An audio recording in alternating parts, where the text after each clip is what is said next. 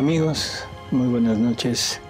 Una vez más aquí acompañados por Alejandro. Hola, Alejandro, buenas noches. Doctor. ¿Cómo están? En nuestro programa de Verdades Divinas. Y bueno, pues vamos a dar comienzo para recuperar un poquito los minutos que se nos hace tarde, que creo que ya es costumbre, ¿no? Es programa, ya no es de 8, sino de 8:10. Perdón, pero... A ver, empezamos, Ale. Dice Jorge, ¿vivimos en la divina voluntad? Y lo pone como interrogación, ¿no? Lo pone como pregunta. ¿Qué le digo? Yo espero que sí. Jesús nos dice que en el momento en el que el alma sabe, conoce de esto y tiene la disposición total de vivir, de llegar a vivir en esta divina voluntad, que en ese momento todo está hecho. Dice, si verdaderamente lo quieres, todo está hecho. Ahora, ¿qué magnitud de vida, qué tamaño de vida tenemos? Eso depende de nuestro conocimiento y de nuestra atención continua, ¿no? Pero de estar viviendo en la divina voluntad, bueno, pues con esta información que nos da Jesús, yo creo que hemos vivido, sí. A veces nos dice que nos va prestando su voluntad en ocasiones para hacer actos y luego nos la quita y luego nos la vuelve a prestar, y que todo esto es para irnos acostumbrando a vivir en su voluntad. Bueno, o sea, pero de todas maneras estamos ya en ese proceso, ¿no? Así que yo le diría que en el mejor de los casos que sí. Sí. Dice... Nora dice, ¿cómo podemos obtener todas las lecturas que se leyeron en el programa, ya que no tenemos todos los libros? Dice, porque en Argentina no se los consiguen, están en YouTube, ¿eh? Bueno, están en YouTube, o sea, no hay problema bueno, están en YouTube los programas para saber qué lecturas fueron. Están en internet, en la página de Tercer Fiat, ahí están, tercerfiat.com, ahí están todos los libros, o sea, si ustedes los quieren bajar por internet, no tiene ningún costo, así que con toda confianza, por favor. Libros en físico, o sea, ahí creo que ya hemos dado la dirección de una persona, o sea... que vive en Paraná, creo, ¿verdad? O sea, que es Pauletti, ¿sí? Su apellido es Pauletti. ¿Tenemos el teléfono? Bueno, ahorita se le pone los datos aquí en la respuesta para que ustedes puedan acceder a él y de alguna manera puedan conseguir los libros ahí en Argentina, ¿sí? Dice Lourdes. Perdón, yo quisiera hacer un comentario sobre esto. Tuvimos un retiro en Argentina, o sea, hace 2 años, y se supone que esos libros se estuvieron editando allá en Argentina. No recuerdo exactamente el nombre de la persona, pero era en Córdoba.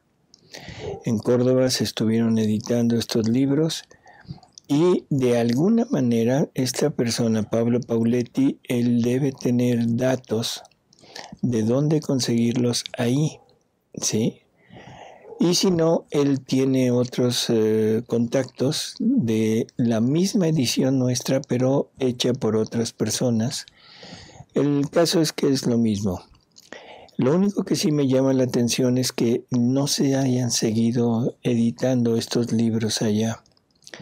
Entonces yo quisiera hacer un llamado a aquellas personas que hayan sabido, que tengan noticia de esto, el decir el por qué, cuál es la razón de que ya no se editen y que la gente no los pueda conseguir en su país, ¿no?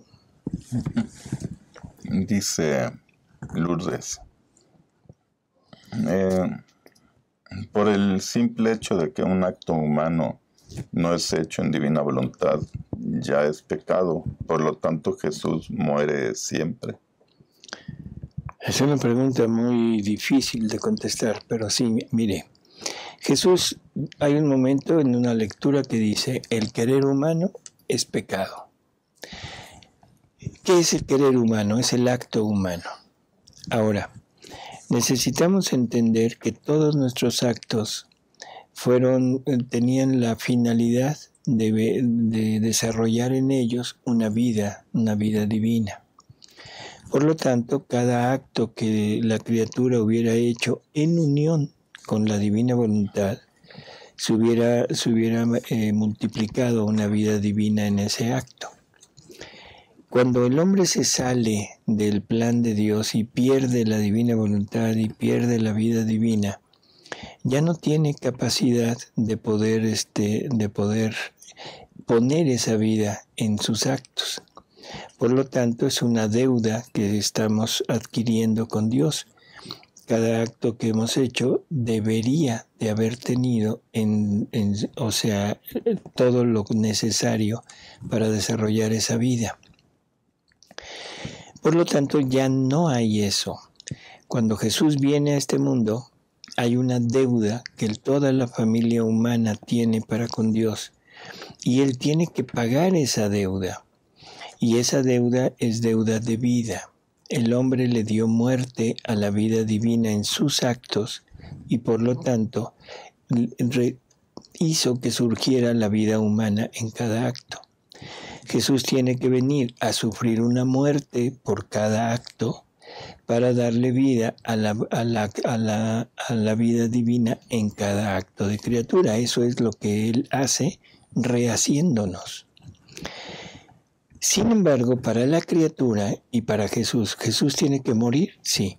Incluso por los actos santos, sí. Pero una cosa es esa deuda de muerte y otra cosa es que Jesús haya tenido que sufrir penas, espinas, flagelos y todo por esos actos. Porque esos actos fueron hechos con la voluntad humana. Se le aplicó todas las virtudes necesarias a la vida de esas personas.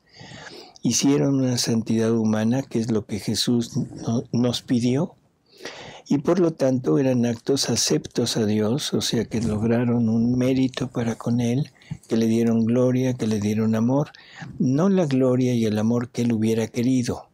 O sea, pero de todas maneras no le infringieron un sufrimiento en el sentido de muerte, de flagelo, de espinas, de golpes, pero sí tuvo que pagar una muerte por cada acto de estos para poderlo rehacer. Así que en términos generales sí, pero no concurrieron a los sufrimientos de Jesús en su pasión. Pregunta a Yanis. Una pregunta dice, si Adán no hubiera pasado la prueba, ellos ya no hubieran sido probados más. ¿Y qué le hubiera pasado al demonio? Si Adán hubiera pasado la prueba, o sea, dice Jesús, Adán hubiera hecho el primer acto heroico de su vida, hubiera conservado la vida divina, la voluntad divina.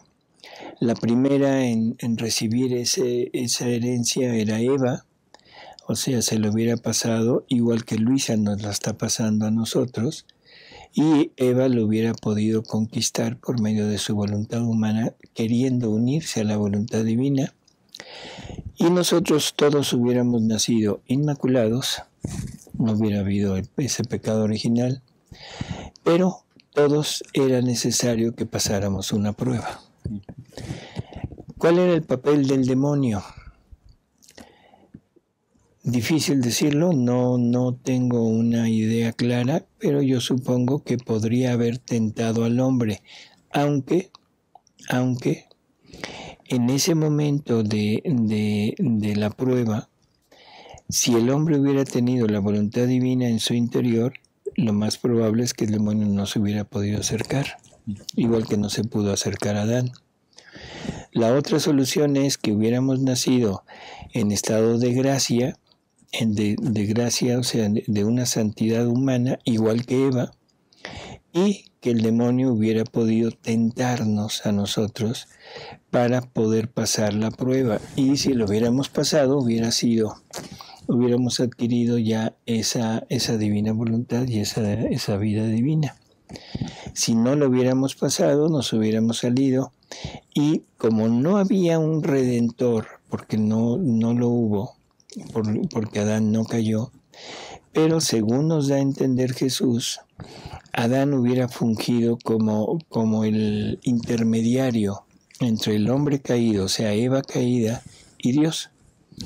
Lo más probable es que hubiera habido sucesores de Adán, igual que hubo sucesores en toda la historia del pueblo de Israel, de los levitas, que eran pueblo sacerdotal, y que ellos hubieran servido como intercesores ante Dios de todas las personas que hubieran caído.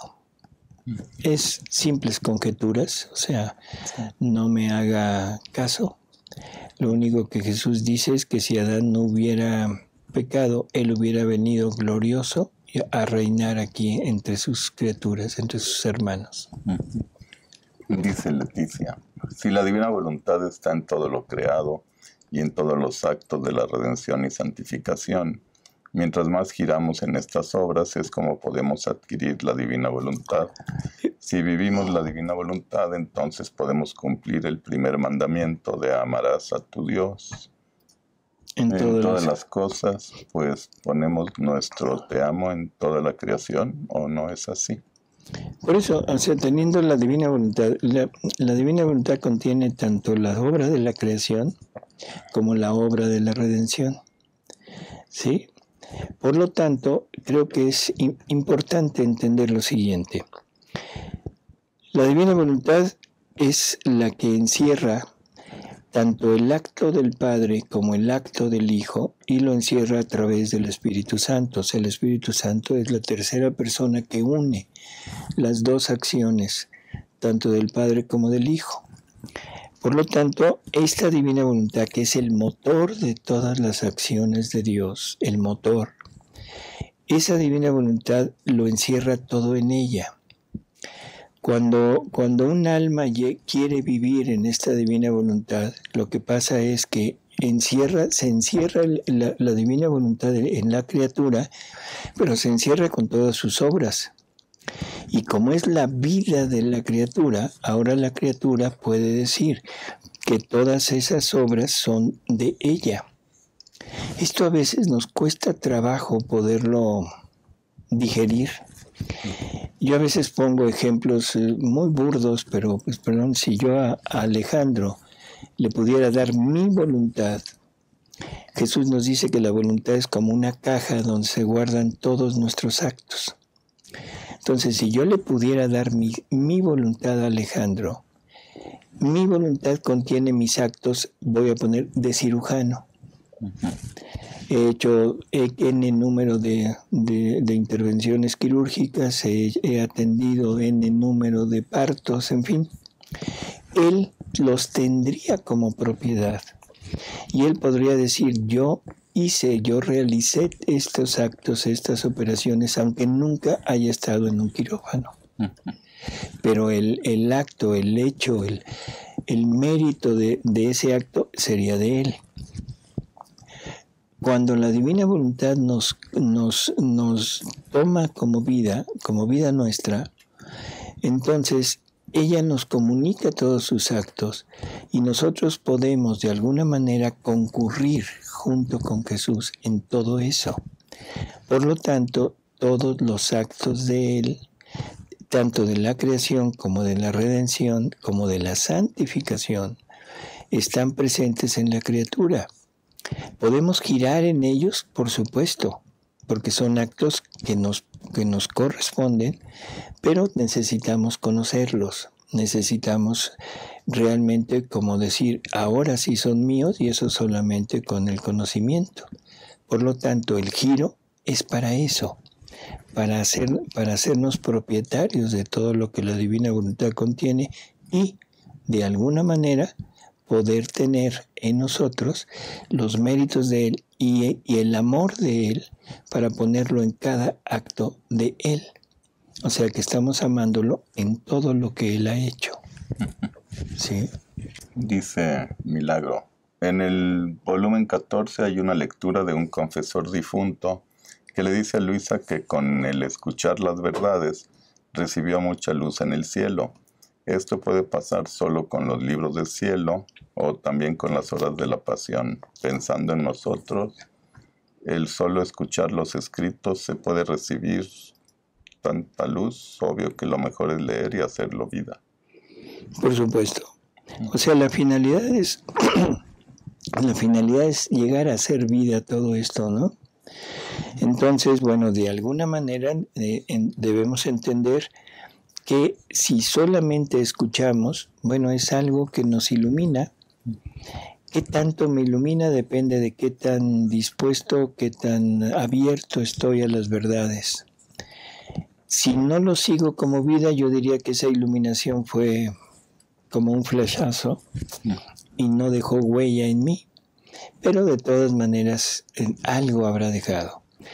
Aquí en el ejemplo del sacerdote que dice que recibió tanta luz y tantos bienes por el solo escuchar, es porque el sacerdote tenía la misión de estar junto con Luisa, de recibir todo lo que Luisa recibía de Jesús y de dar su anuencia si se ponía o no se ponía por escrito, porque era el sacerdote el que tenía que asegurar que era palabra de Jesús.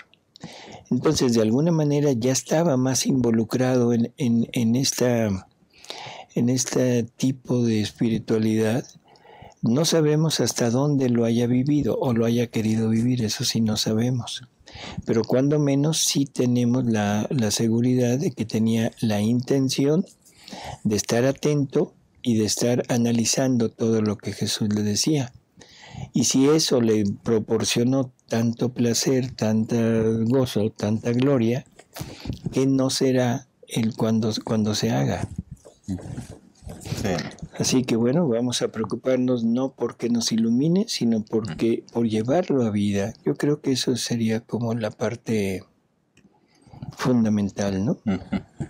Dice el Padre Dengo, Dios los bendiga, excelentes las explicaciones y sobre todo la importancia de entrar en la divina voluntad, uniéndonos a la pasión de Cristo por la salvación de las almas.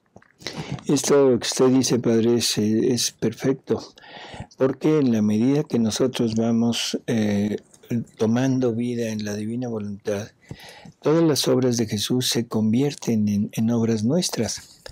Y ya de por sí,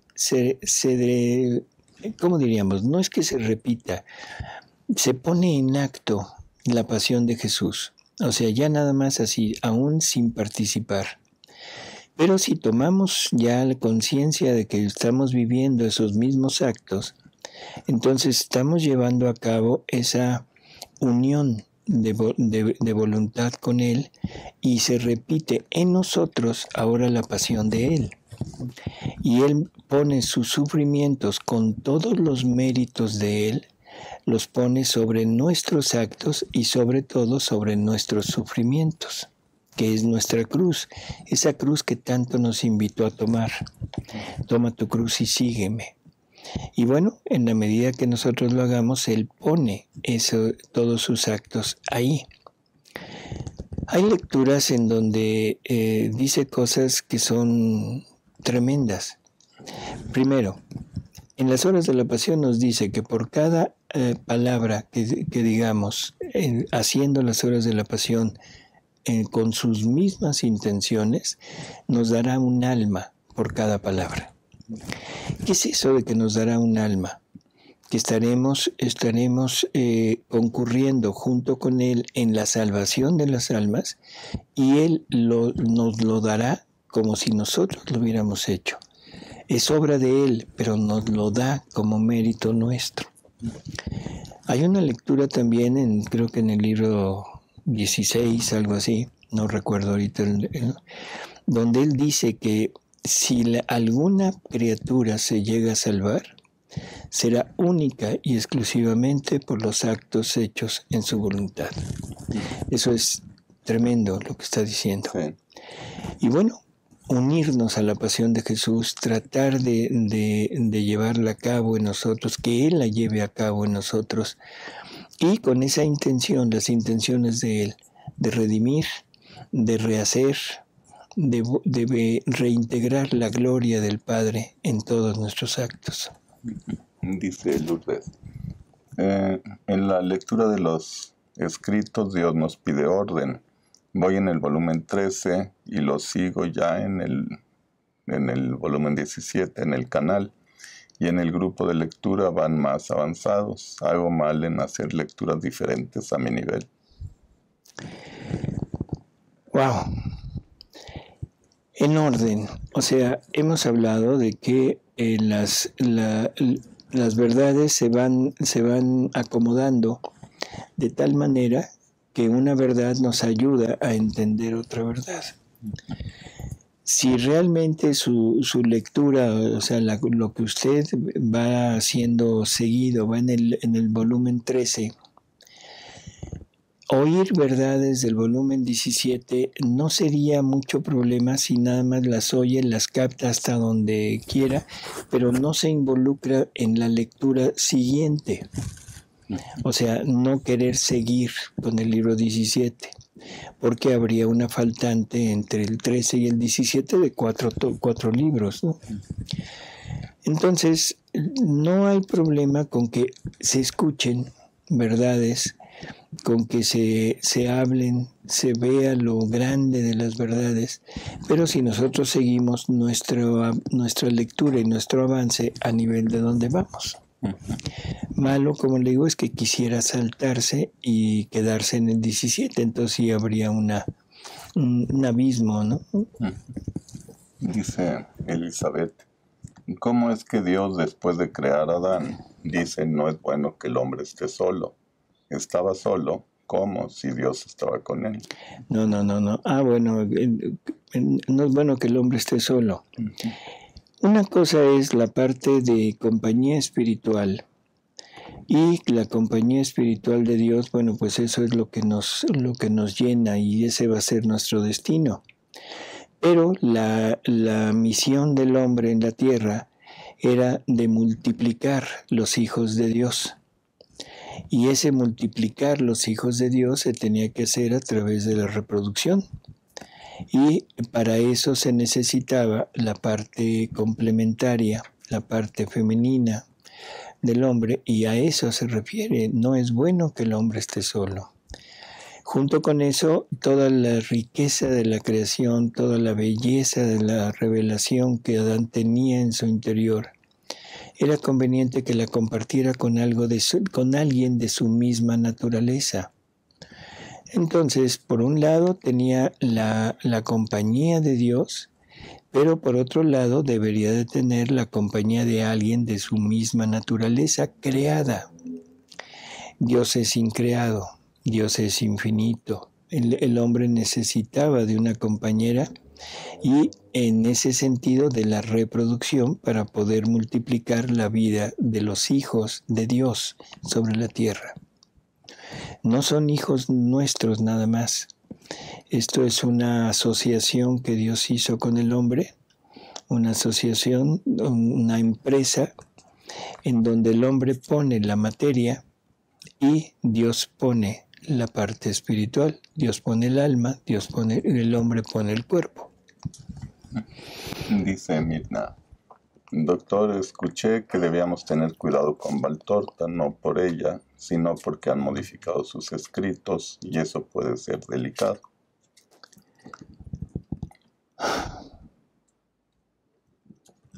Si los hayan modificado, no les sabría decir. En cuanto a la aceptación de María Valtorta, ya es bastante aceptada, no a nivel universal, pero no sé si en la página tengamos los comentarios de varios obispos, ¿no? Vamos a subir, le ofrezco subir a la página de Tercer Fiat todo lo que hay sobre aceptación de los escritos de ella. O sea, esa pues no sé cómo decirlo, ese no hay problema con leerlo, de varios obispos. Pero hay un dato que a mí sí me parece muy curioso. Hay un mariólogo moderno, actual, que su apellido es Roschini. Es uno de los mejores mariólogos que ha habido en nuestro tiempo. Y él se oponía totalmente a hablar de María en la revelación, tomando en cuenta las revelaciones privadas. Algún día alguien lo convence de leer algo de María Valtorta. Y ahí, después de haber leído toda la obra de María Valtorta, hace una revelación muy, muy interesante, donde él mismo confiesa su incredulidad que tenía. Y dice que cuando leyó María Valtorta, que nunca en su vida había encontrado a una virgen viva. Y desde entonces escribe un libro sobre la Virgen, es basado única y exclusivamente en María Valtorta. Y en todo lo que escribe posteriormente menciona a María Valtorta. Creo que esa es una buena recomendación, vamos a decir. Y lo mejor para mí, a Monseñor Octavio Michelini, italiano, Jesús tiene un trato con él y le va revelando la situación de la iglesia como estaba en ese tiempo, 1970 más o menos. Y hablando de las persecuciones que sufría este monseñor, le dice, no te apures, esto es natural. O sea, dice, ahí tienes a mi sierva María Valtorta, a la cual le estoy dictando una obra que va a ser del bien universal, le va a ser un bien a toda la iglesia, pero a mi iglesia regenerada. No podemos decir que sea totalmente verídico, es una revelación privada a Monseñor Michelini, pero creo que es bastante confiable y entonces es un testimonio del propio Jesús. Hay que leerlos, vale la pena leerlos, y cada quien decidirá qué contiene, si eso no es realidad. Y vamos a ver cómo es una obra que nos mueve totalmente hacia ese acercarnos a Jesús, ese acercarnos a María, acercarnos a la iglesia. Y vamos a ver que no hay ninguna diferencia entre el Evangelio y María Valtorta.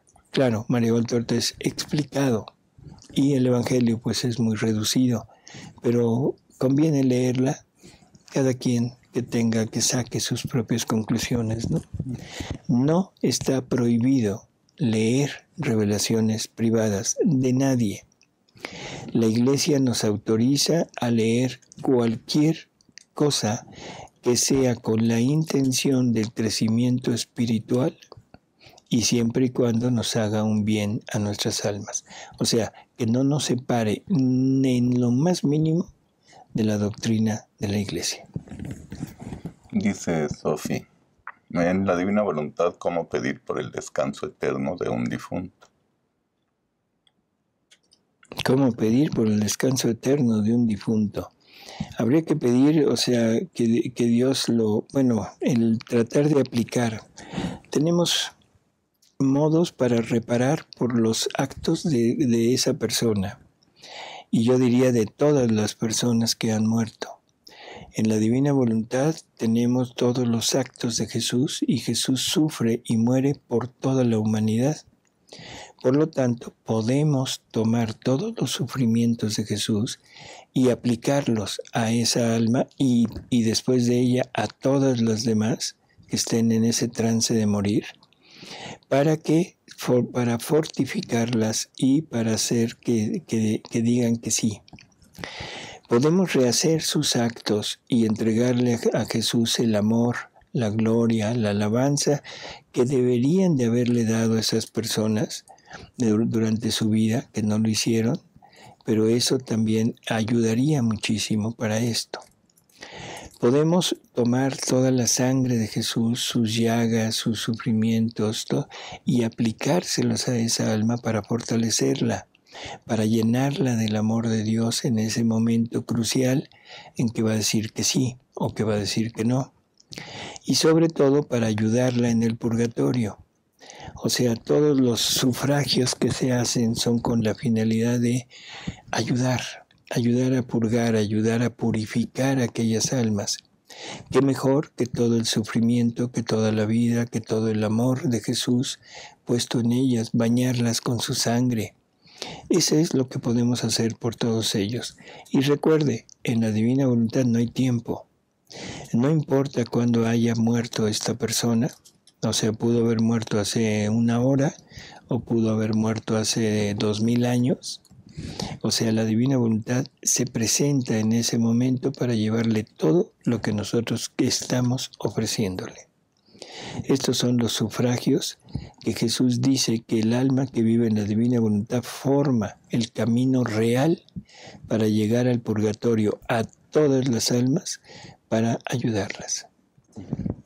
Dice María: doctor, ¿qué es el alma y el espíritu? Entiendo que al morir el espíritu irá al Padre. ¿Y el alma?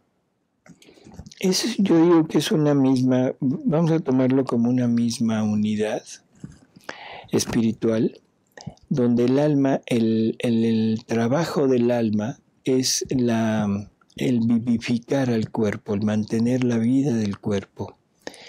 En esa alma están las 3 potencias que son voluntad, inteligencia y memoria. O sea, que es la parte que dirige la voluntad, la inteligencia, la que nos da todos los conocimientos que podamos tener, sobre todo de Dios, de la creación y la relación que hay entre ellos, y la memoria que nos sirve para recordar todo lo que Dios ha hecho y poder llegar a amarlo. El espíritu es la parte es la parte más selecta, vamos a decirlo así, del alma, y es la que en los estados de éxtasis, o sea, cuando un alma entra en éxtasis, esa parte sale y es la que está junto con la divinidad. Pero el alma se queda en el cuerpo para vivificar al cuerpo.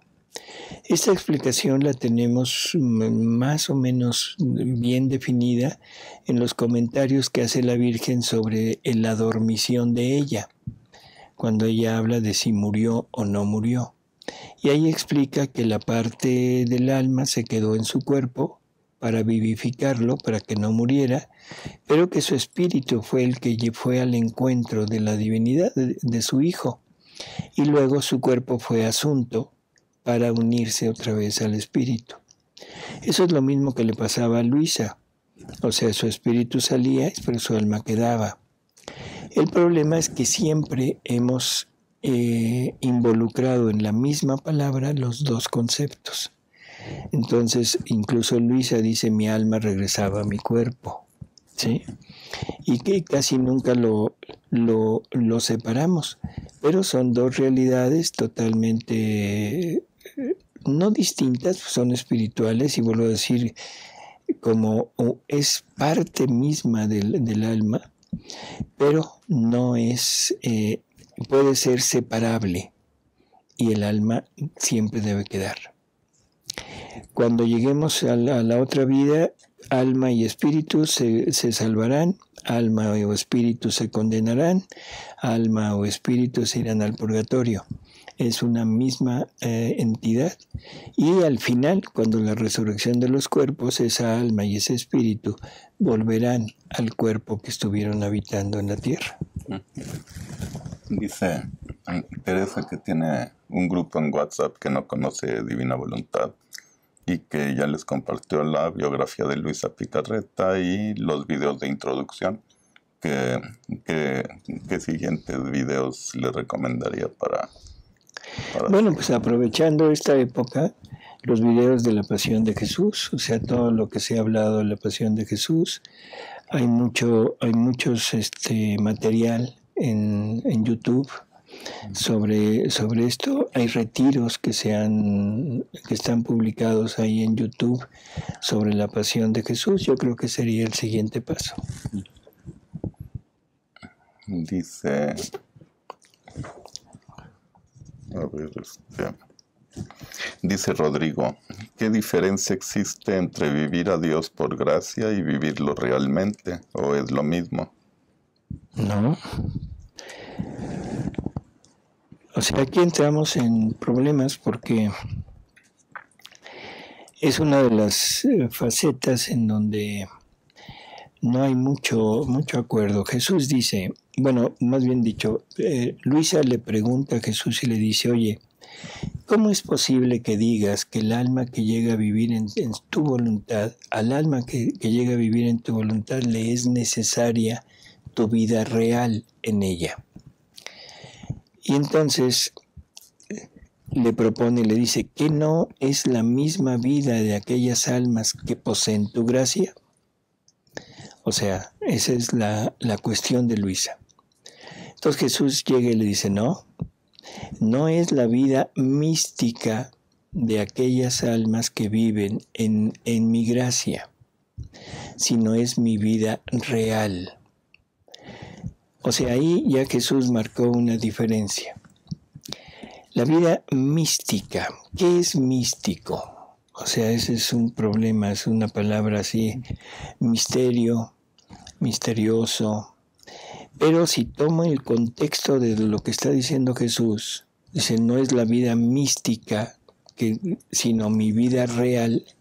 Entonces lo que estoy infiriendo de esto es que la vida mística no es vida real. ¿Sí?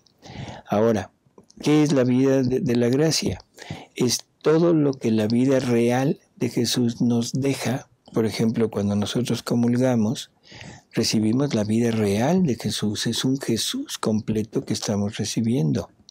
Pero un Jesús que va a irse su vida real en 10 o 15 minutos. En cuanto se consuma la digestión de la especie, la vida real se va. Pero nos deja la gracia, o sea, los efectos de su vida divina en nosotros. ¿Qué tanta gracia nos deja? ¿Qué tantos efectos nos deja? Es qué tanta disposición tenemos y qué tan abiertos estamos a todo lo que Jesús nos quiere brindar. Puede ser que no nos deje nada si nada más vamos a comulgar por pararme y comulgar por rutina o por compromiso, en fin, no me deja nada. Pero si soy un alma que realmente tiene amor a la Eucaristía, tiene amor a Jesús, las almas de los santos que tanto amaron a Jesús, ellos reciben cantidad de efectos de la vida divina y se llenan de la gracia. ¿Sí? Entonces, es diferente, sí, es diferente. Dice María, cuando Luisa sufría los flagelos, ¿eran en espíritu? Sí, y cuando su alma y su espíritu regresaban a su cuerpo, los efectos de los sufrimientos que tenía se transmitían incluso al cuerpo. O sea, ya en ocasiones dice que sentía lo que había sufrido en el cuerpo, le dolía el cuerpo, pero no habían sido sufridos en el cuerpo. Dice Elizabeth, comentó hace un momento que las almas que se salven será por la divina voluntad. ¿Y el sacrificio de Jesús cómo queda? Perdón, pero el sacrificio de Jesús fue hecho en la divina voluntad. Todo lo que... Es más, hay un programa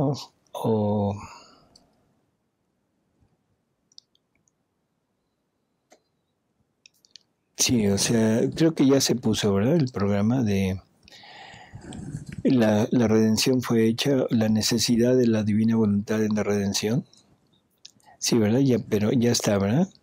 Hay un programa donde explicamos esto con las palabras de Jesús, donde él habla de que su redención tuvo que haber sido forzosamente realizada desde la divina voluntad. Claro, todo lo que él hacía es en la divina voluntad, pero lo especifica para poner el porqué, esa necesidad de que la divina voluntad se extendiera sobre todos sus actos para que pudiera redimirnos a todos. Cuando el alma vive en la divina voluntad, como lo dijimos hace un momento, participa de esos actos. No es que el alma los lleve a cabo, está recibiéndolos, está participando de ellos y se están repitiendo a través de ellos. Y Dios, Jesús, nos los da como si hubiéramos sido nosotros los que lo hiciéramos, para poder compartir con nosotros una relación de amor a la par. Él lo que quiere es tener una criatura con la cual compartir su amor, pero totalmente igual.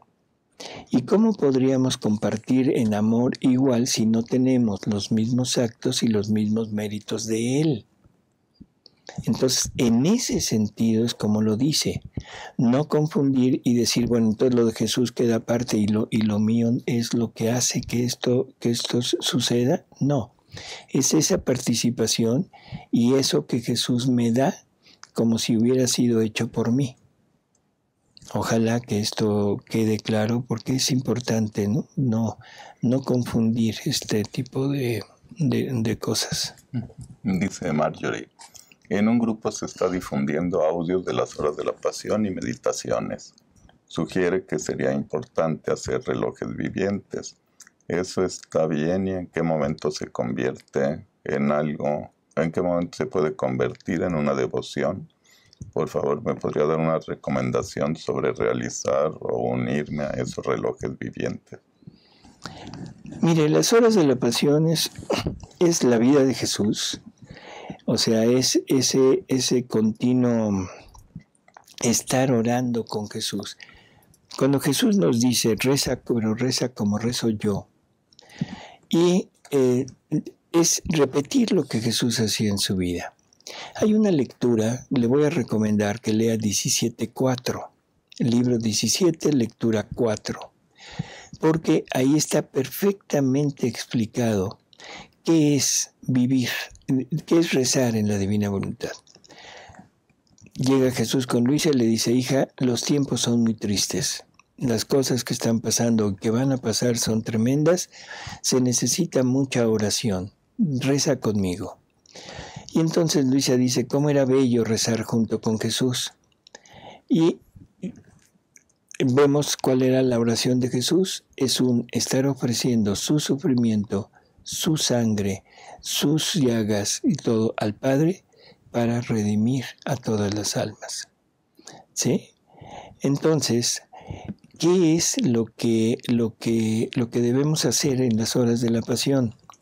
Tomar toda esta riqueza que Jesús nos da y hacerla nuestra y hacer lo mismo que hacía Luisa, porque Luisa va haciendo giros en las horas de la pasión y giros preciosos donde va repartiendo todos los sufrimientos de Jesús a todo el mundo y al mismo tiempo está reparando a Jesús a nombre de toda la familia humana. Bueno, las horas de la pasión se rezan de muchas maneras, o sea, se leen de muchas maneras. A veces leemos una diaria. Bueno, está muy bien, no hay ningún problema. A veces se hace un reloj viviente, un reloj de las horas de la pasión, en donde se trata de hacer las 24 horas de la pasión en un día, pero hecho por 24 personas. Y cada día se va cambiando la hora que uno va leyendo. Luego, la forma ideal, si vemos los escritos de Luisa, ella va diciendo en ocasiones, me encontraba recorriendo tal misterio de la hora de la pasión. A veces dice, Jesús me despertaba y estaba yo siguiendo tal hora de la pasión, tal episodio de la pasión. ¿Qué es lo que está diciendo Luisa? Que lo estaba continuamente viviendo. Nos dice en su biografía que ella rezaba las 24 horas de la pasión todos los días. Perdón, pero si lo hubiera leído, no le hubiera alcanzado el tiempo de leerlo, ni de hacerlo. Con todo lo que hacía, con todo lo que sucedía en su vida y con todas sus ocupaciones, y leer las horas de la pasión no le hubiera alcanzado el tiempo. Lo que hacía era vivirlas en su interior. Y cada cosa que hacía la estaba relacionando con las horas de la pasión y estaba reparando a Jesús. Entonces, quiere unirse a un reloj viviente, a un reloj de las horas de la pasión, está bien. Tendrá que leer una meditación al día. Las quiere hacer sola, es lo mismo, o sea, usted hace una, no se completa en ese grupo, pero usted ya hizo una. Pero yo creo que lo mejor es que usted lea, por ejemplo, 1 hora de la pasión, pero que tenga en su pensamiento continuo todo el día la pasión de Jesús, acompañándolo, aliviándolo, compadeciéndolo, apagándole en amor, reparándolo, en fin. Como usted guste, ¿no es malo unirse a un reloj? No. No es malo hacerla sola leyendo 1 o 2 o 3 meditaciones, no. Ojalá y lo pudiéramos hacer en completa dedicación a leer las 24 horas todos los días, pero no creo que nos alcance el tiempo. Dice Emanuel, en María nuestra Madre se completa la correspondencia total en la divina voluntad, entiendo. Pues solo ella ha dado la correspondencia divina de dar vidas divinas, comenzando por Jesús y con él, y ella a todas las generaciones humanas. Uh-huh. Sí, o sea, María es el punto donde Jesús apoya toda su obra de la redención.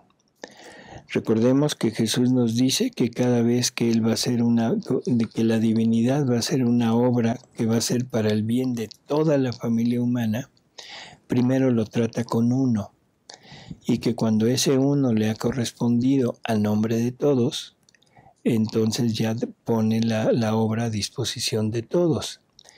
María, teniendo la divina voluntad en ella puede corresponderle a Jesús a nombre de toda la humanidad, o sea, en todo lo que Jesús había hecho por nosotros, repara por todos nosotros. Entonces sí, definitivamente María es como el fundamento de la redención, ¿no? Dice Leticia, en la misa escuchando las palabras de consagración, dice el sacerdote, te pedimos, Padre, que bendiga estos dones con la fusión de tu Espíritu, de manera que se conviertan para nosotros en el cuerpo y la sangre de Jesucristo nuestro Señor. Y baja nuestro Señor, me vino una reflexión a la mente. Es más o menos lo mismo que sucede cuando hacemos el acto preventivo, pues llamamos a Jesús. Es más o menos lo que sucede cuando hacemos un acto en la divina voluntad. O sea, cuando hacemos el acto preventivo estamos llamando a esta divina voluntad a actuar en todos nuestros actos, a concurrir en todos nuestros actos.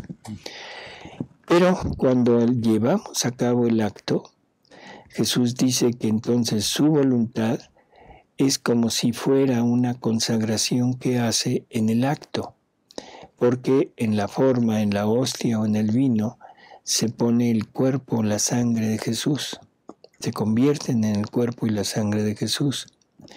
En el acto humano, en el acto de la criatura, si es realizado por medio de la divina voluntad, esta voluntad pone en ese acto una vida de ella, una vida divina. O sea que es más o menos similar, ¿sí? Pero es cuando se lleva a cabo el acto. La intención está bien, es ese llamar a la divina voluntad. Pero ahora vamos a ponerla en práctica. Dice Mirna, doctor, tengo un tiempo que me están pasando cosas, la muerte de mi papá, problemas económicos, me han estafado 3 veces y otros problemas. Estoy tratando de no desesperar y ponerlo en Jesús. ¿Será prueba? Sí, definitivamente sí. ¿Por qué lo digo así tan?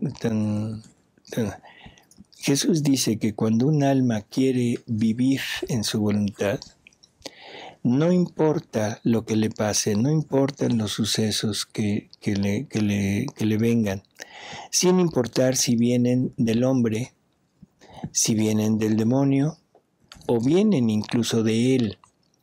Para esa persona todo lo debe tomar como si fuera voluntad de Dios. Y entonces vamos a vivir la voluntad de Dios en esas situaciones. Entonces, aunque no sea una cosa directa, ya sea del demonio como prueba, o que sea directa de Dios para fortificar y para embellecerla, para llenarla de dones, pero para nosotros lo vamos a usar.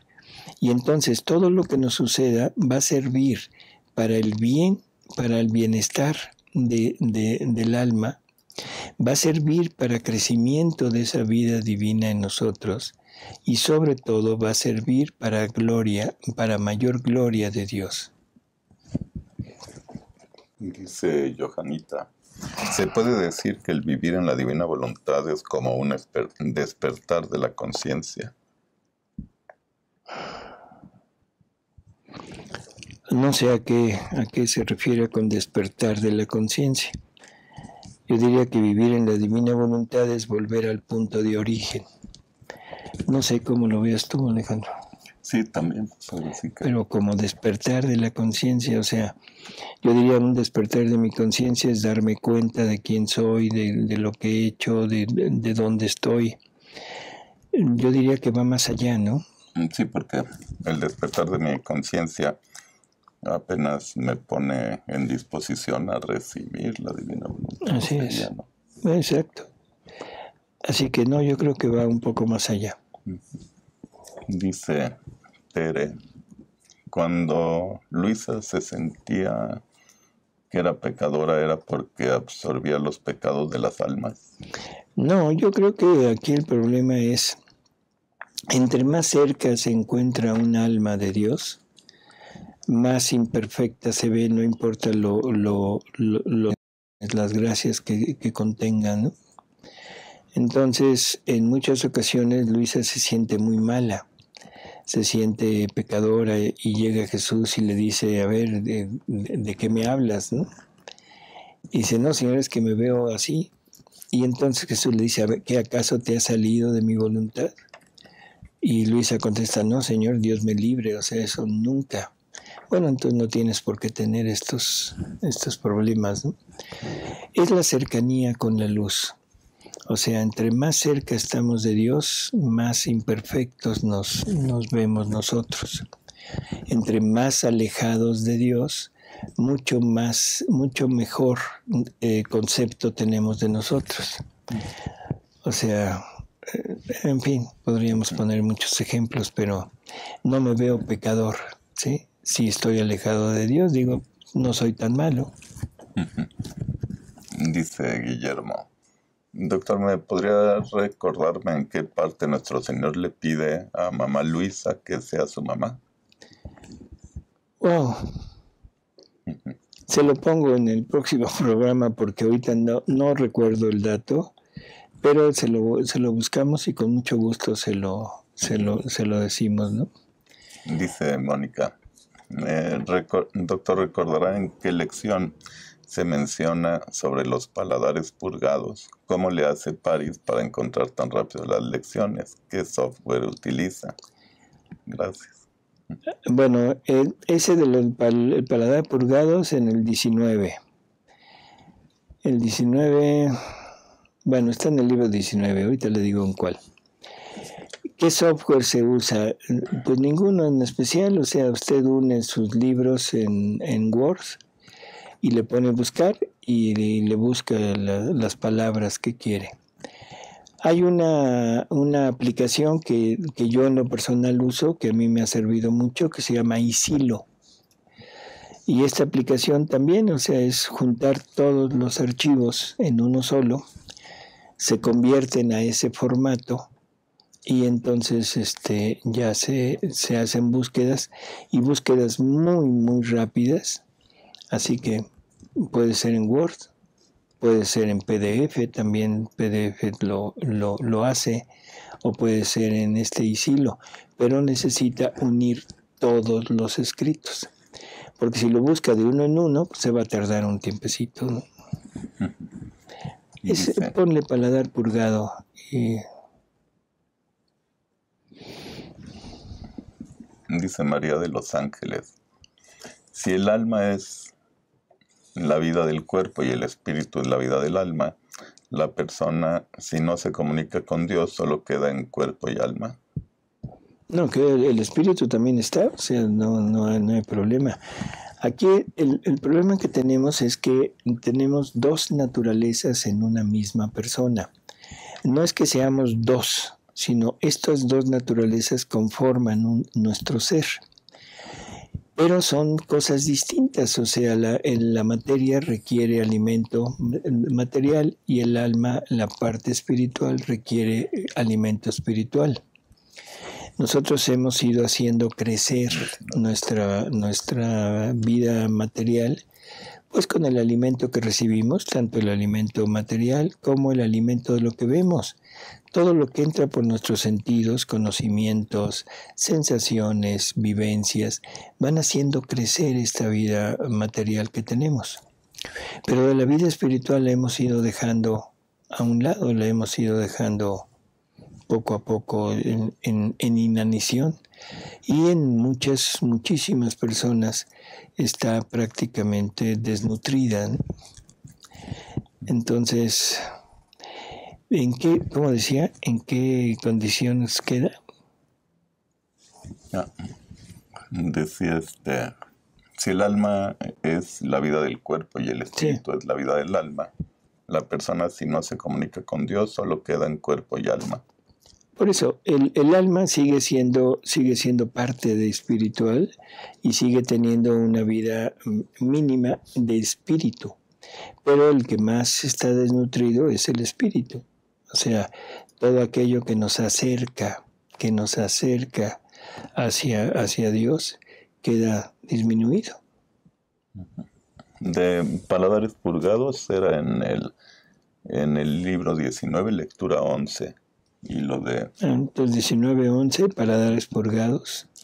Y lo de que Jesús le dice a Luisa que sea su mamá en el libro 2, en el número 59. Y hay muchos más, o sea, hay muchos más, incluso hay uno en donde le dice Jesús, ahora tengo 2 mamás, ¿sí? Y nos vamos a ir más allá. Si la divina voluntad contiene todos los actos de todas las criaturas, contiene los actos de la Virgen. Y la Virgen nos dice, sobre todo ya en los últimos libros, nos dice que nos quiere compartir su maternidad, para que nosotros amemos a su Hijo, pero que lo amemos como madres, con el amor de madre, y que hagamos de madre a Él. Y esto viene en el Evangelio. ¿Quién es aquel? ¿Quién es mi madre y mis hermanos? Todo aquel que escucha la palabra y la pone en práctica, ese es mi madre, mis hermanos. O sea, y ahora en la divina voluntad, aquellas frases, aquellas palabras de Jesús se hacen realidad. ¿Sí? Así que bueno, ese es el punto. Hay otro de la divina voluntad. 24:40. El 24:40 y otra mención de Luisa como mamá. En fin. Okay. Dice Ramón, ¿qué dice la divina voluntad en cuestión de hacer la disolución del matrimonio? Hoy ahora sí se metió en camisa de 11 varas, o más bien dicho, nos metió en camisa de 11 varas. Hay una parte donde Jesús habla y se le pregunta que Moisés, por ejemplo, aceptó el darle un libelo de repudio, o sea, el divorcio de la unión entre hombre y mujer en el Antiguo Testamento. Y entonces Jesús dice algo muy curioso y dice, Esto se los dio por la dureza de su corazón, pero en el principio no fue así. Son dos partes en una misma respuesta. Por la dureza de su corazón, la iglesia acepta, la iglesia acá del Antiguo Testamento, la iglesia acepta el libelo de repudio para evitar males mayores. Pero en el principio no fue así. O sea, ¿qué quiere decir? Mi voluntad no es esa, sino esto es por la dureza de su corazón. Hay dos caminos. Un camino que es atenerse a lo que Dios permite o atenerse a lo que Dios quiere. Yo pienso que esto de la disolución del vínculo matrimonial, bueno, no es disolución, sino el que nunca existió un sacramento, esa es la palabra. Difícil desde mi punto de vista tratarlo, no sé. O sea, pero yo le diría, el sacramento del matrimonio no lo imparte la iglesia. El sacramento del matrimonio es un sacramento que se lleva a cabo por medio de las dos voluntades de los cónyuges, donde deciden formar vida juntos de familia para formar esa familia. Ese es el sacramento. El sacerdote es el testigo y es el que pone el sello, como decir, bueno, esto es algo que se hizo ante Dios. Esto de que no existe una, ¿cómo diríamos?, sintonía. Y dice Jesús, esto lo dice en Valtorta, si por alguna razón en un momento dado la pareja que escogiste se vuelve molesta, se vuelve indeseable, por cualquier pretexto, la mejor manera de sacar adelante esa situación es hacerse responsable de la decisión que cada uno tomó. Y esa decisión fue de formar un hogar. Sobre todo que esto es el momento en el que se genera menos daño, sobre todo a los hijos. Ya sé que van a decir que a veces hay peligro de muerte o peligro de daño físico y todo. Bueno, ahí no hay problema. Cuando hay un problema de riesgo, existe la separación de techo, o la separación de cama, lo de techo, en fin. Pero no hay disolución de aquel matrimonio. Y continúa Jesús en esto que le digo, dice, yo les di una razón y una inteligencia para escoger. Si no la usaron, bueno, es problema de ustedes. Pero sobre todo, nunca me pidieron un cónyuge santo. O sea, jamás se acercaron para pedirme un cónyuge, una pareja santa. ¿Qué podemos hacer? Podemos buscar esta invalidez del sacramento. Nunca hubo sacramento. Si la iglesia dice que sí, bueno, donde gobierna capitán, no manda marinero. Pero si yo quiero estar en consonancia perfecta con la voluntad de Dios, entonces me uno a aquello que dijo Jesús. En el principio no fue así. Y Jesús se cansa de repetir en revelaciones privadas, nadie puede separar por ningún motivo lo que Dios ha unido. Perdón, pero esto es camisa de 11 varas, no, como de 100 varas, ¿no? Pero bueno, esta es la opinión, esto es lo que Jesús opina en diferentes revelaciones. Cada uno tiene una conciencia, cada uno tiene una inteligencia y cada uno debe decidir exactamente qué hacer. Amigos, muchas gracias por haber estado con nosotros. Nos despedimos, Alejandro. Gracias, doctor. Y un servidor, y nos vemos en el próximo programa. Y muchas gracias por sus saludos y comentarios y las 2 o 3 preguntas que quedaron. El próximo miércoles se contesta. Gracias.